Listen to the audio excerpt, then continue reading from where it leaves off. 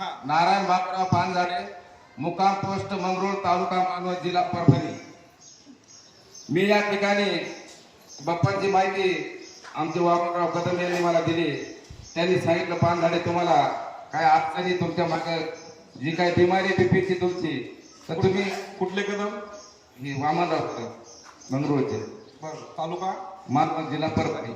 कदमच्या रामे टाकलेलं पण आहेत ना, म्हणून विचारलं। महाराष्ट्रातल्या प्रत्येक गावाचे नाव माहिती आहे मला। बरं बोला।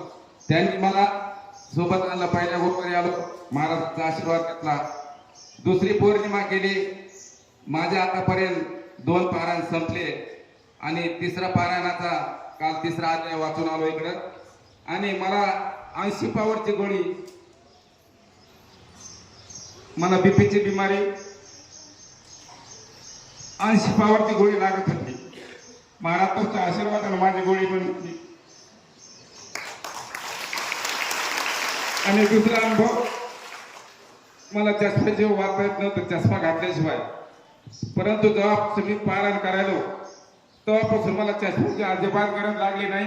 बघा, चष्म्याचं मी पारायण करतो, आतापर्यंत माझे 2 पारायण झाले। पाण्याच्या गजरामध्ये स्वागत करूया।